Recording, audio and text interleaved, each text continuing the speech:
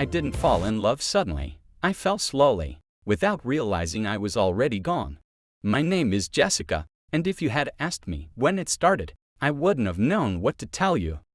Love didn't arrive like a storm. It came like a habit.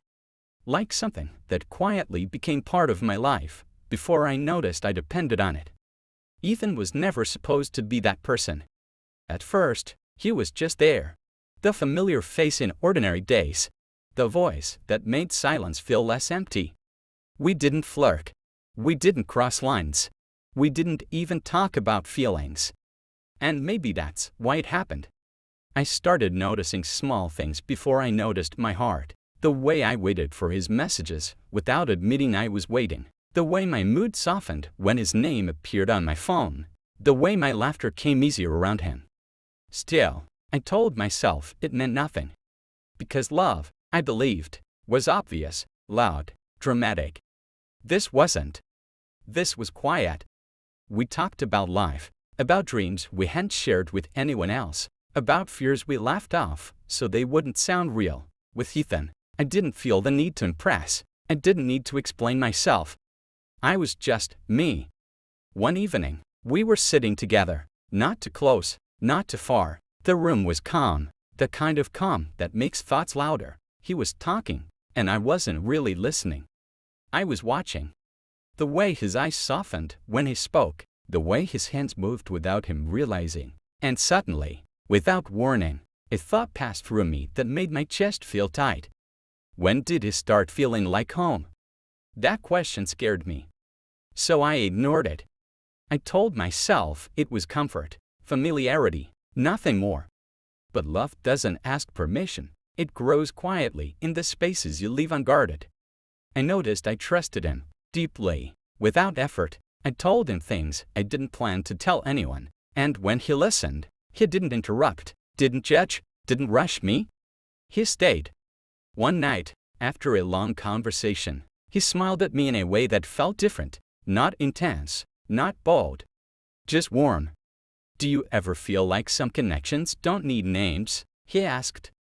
My heart skipped, but I kept my voice steady. Sometimes. He nodded slowly, as if that answer meant more than I realized. After that, things didn't change on the surface, but inside me, something had already shifted. I missed him when he wasn't around. I wondered what he would think about things before I made decisions. That's when I knew something was wrong. Or right. I tried to create distance, less talking, shorter replies. I told myself I needed space. Ethan noticed. You've been quiet, he said gently one day. I've just been busy, I lied. He didn't push, and somehow, that made it harder. Because love isn't always about grand gestures. Sometimes it's about respect, about letting someone breathe even when you want to hold on. The moment I realized I was in trouble came unexpectedly. I was having a bad day, nothing dramatic, just one of those days when everything feels heavy. Without thinking, I picked up my phone and typed his name. I hadn't planned to. I hadn't decided to. My heart already knew. When he answered, his voice calm and familiar, something inside me broke open. And I understood. I had fallen in love without realizing it. Not because he tried. Not because I wanted to. But because love had found its way in through patience, safety, and shared silence. That night, as I lay awake, staring at the ceiling, I whispered the truth to myself for the first time. This isn't friendship anymore. And once you realize that, there is no going back. Because the most dangerous kind of love isn't the one that comes suddenly.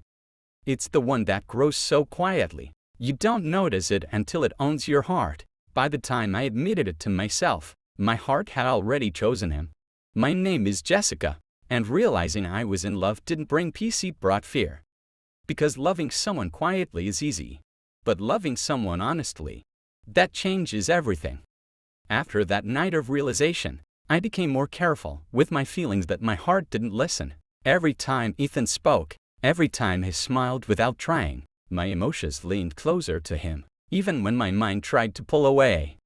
I started noticing how deeply he existed in my days. Morning coffee reminded me of him, because he once joked about how I drank it wrong. Songs felt different because I imagined what he'd say about the lyrics. Even silence felt fuller, because it no longer felt empty, it felt like waiting. We met often, but now every moment carried weight.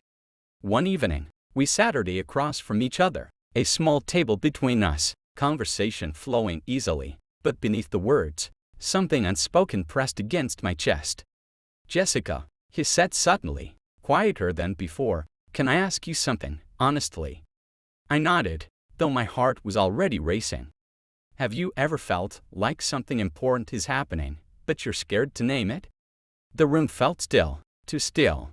"Yes," I said softly, "I feel that way all the time." His eyes didn't leave mine. "Me too." That was the moment everything changed, not because he confessed, but because he didn't pretend. From that day on, we stopped hiding behind casualness. We didn't rush, we didn't label anything, but we became more intentional, more present. He listened more deeply. I trusted more freely. One night, as we walked side by side, our hands brushed accidentally. Neither of us pulled away.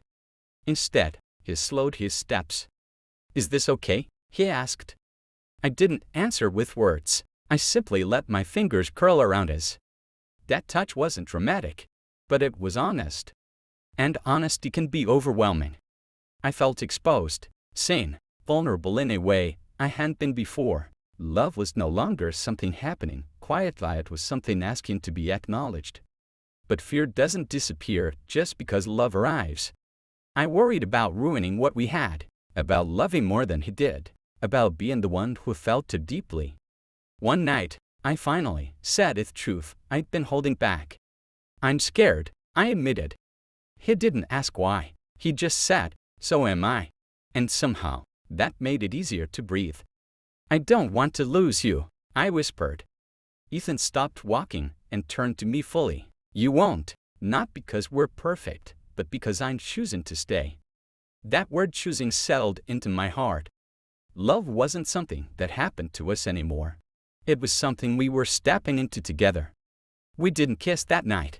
We didn't make promises. We just stood there, hands joined, letting the truth exist between us. Later, lying awake, I understood something important. I hadn't fallen in love all at once. I had fallen in layers. Through trust, through patience, through being understood without explaining everything. And now, there was no denying it. I had fallen in love without realizing it, but I stayed in love because it felt right. Some love stories don't begin with sparks.